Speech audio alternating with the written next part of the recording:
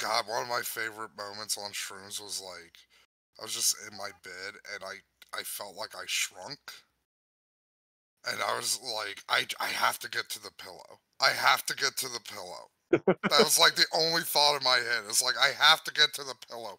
I'm going to drown if I do not get to the pillow.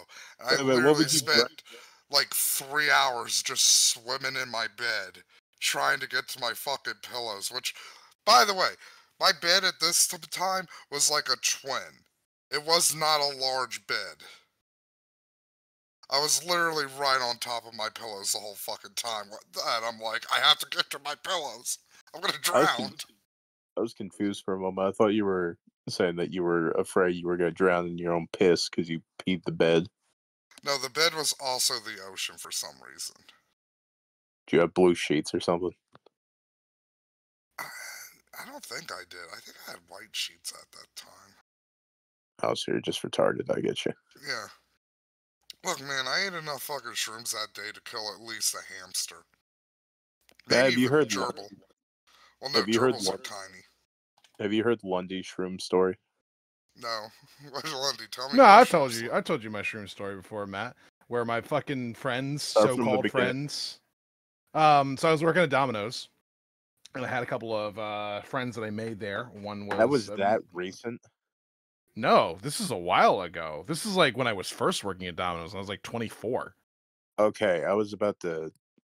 Hold on, 24. Yeah. How old were you when I met you? I'm fairly certain we met after that point. Like you were like 26, I think 26, Yeah. 27. That's so funny. I'm your age now. Anyway, so I made a couple of friends. Both of them kind of lived like right across from the Domino's in like this weird ass fucking place that's just like sitting on the side of the road. There's like no other homes around it. It's fucking weird. There's a home a stoner built, literally, probably. Yeah, probably. They were like, man, I'm right next to Domino's? Fuck yeah. So made these couple of friends. Really it was three at the time. But one of them was only like a friend because like they're dating one of the other ones. So you know, they're just those, there yeah. the whole time.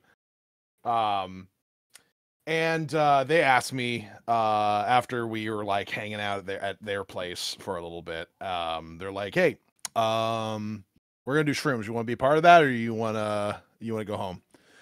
And it's like, "Yeah, sure. That sounds like fun." They're like, "All right, have you ever done it before?" And I'm like, "No, I don't think I have." And they're like, "Oh, this is gonna be fun. This is gonna be great." And I'm like, I heard that you need to have like someone babysitting you for like at least your first time, at least. And they're like, "Oh yeah. Don't worry, we'll be there with you. Everything's gonna be fine."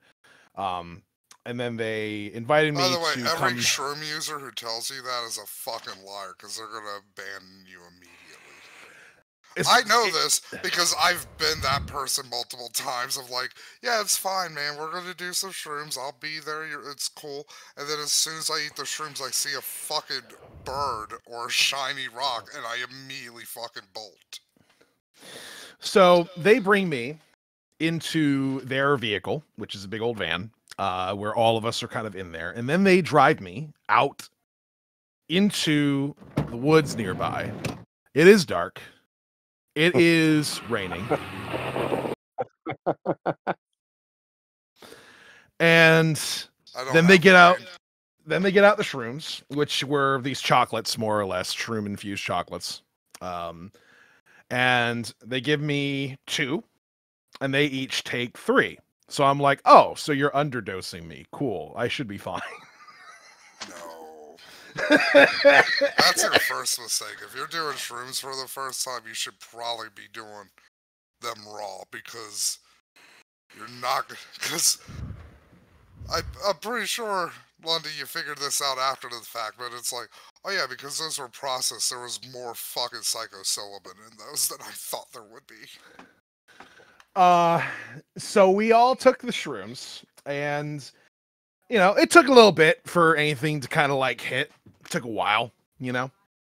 Probably about like 20 minutes, maybe even a half hour. I didn't really keep too much track of the time. But we were just kind of like chilling, talking, just like bullshit. That's like the annoying thing about, that and the shroom shits afterwards, but. And, well, once they started hitting, we started to realize that it was going on bit by bit. Basically, one person would be like, "Okay, I'm starting to feel it," and then another person would be like, "Okay, yeah, I think I'm on your same wavelength." And then eventually, the whole of the interior of the vehicle, with all four of us, are in there, just kind of like, "Oh fuck, all right." Things are feeling a little bit delayed, a little bit odd. I'm getting like a weird perspective right now. This is strange. Now, remember, they drove out in the night, in the rain, in the middle of the woods to have this particular experience. We then start to hear noises outside. Normal noises, and for you're sober, a stick breaking, a branch creaking in the wind, things like that. Yeah. But to us, it was a lot more chaotic. We're like, what the fuck was that? Oh my god, what the fuck was that? Oh shit. They're not indigenous to this region. That doesn't sound right. I've never, and they're like, they're hyping everything up too. They're like, dude, I've never heard that sound before in my entire fucking life. I've been living out here for 15 years. I've never heard that sound. And I'm sitting back there like, holy shit. Meanwhile, this is what the sound was. Yeah. Just a fucking rooster in the background. So, the other part of it being at night, it being cold, and it raining, is the fact that all of our windows were fogging up. Especially because we were also smoking. So, the windows are all fogged up, and we're just seeing shit in the windows. Faces, like creatures, like things that shouldn't be, is what we're seeing in the fucking windows. Just laughing at you. So now they're freaking out at the shit in the windows. I'm freaking out at the shit in the windows. And at some point, I'm like, get us the fuck out of here. And then finally, after I don't know how long, we decide to get out of there and go back into the house, which was a much more chill experience, comparatively speaking, though getting up and out of the vehicle was a bit of a trek for me because I had to move, which was not something that I was used to doing while tripping. I'll be honest, as somebody who has been high in nature numerous times, I don't recommend it for most folks. Because there's something about being in nature and getting high, no matter what it is. It just throws your fucking ass into, like, primal fucking mentality. I don't know why they thought that was a good idea. The next day I asked them, I'm like, I mean, they probably were like, oh, it's raining, that's going to be nice and soothing on the van. And, that sounds nice. But then they didn't if it was raining during the day, shit was not okay. I asked them the next day. Another thing with junkies is we don't plan out things properly. And, especially with shrooms, there's a lot of time dilation involved with that. Maybe they thought yeah, we'll be done before it gets too dark. Like enjoy like a nice rain. Nah, because we went out at like 11 p.m., dude. Oh, yeah, you guys are fucked then.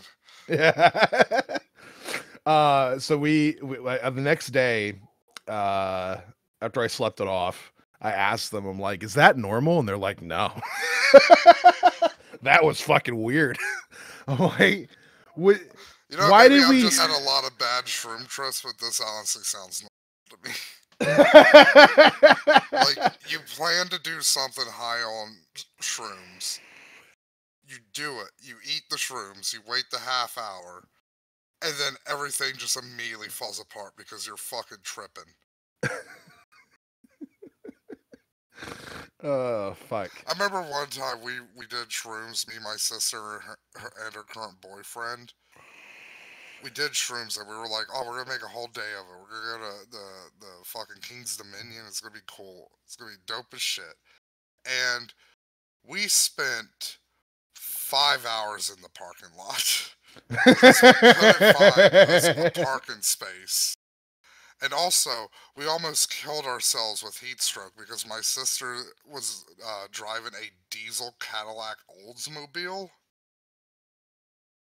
And if you've never seen one of those things, they are just a literal boat, a road boat. And its heating was always on. It was one of the things that was wrong with the car. It's like, yeah, the heating will never, the air will never cut off. And it's like, okay, that's fine. When it gets too hot, we'll roll down the windows. Well, that day, the windows decided to break. So we were just trapped in this hot ass fucking car for 5 hours. Like, where's a goddamn fucking parking space? Like, the windows it was awful. It was like a fucking sweat lodge in there. Ah, man. So, Lundy, during that trip, you could say you lost your marbles, huh? Yes, you could adequately say that. That Look, would be a reasonable conclusion. The way the show is going to work from this point going on, if I set something up, it is going to be for the soundboard.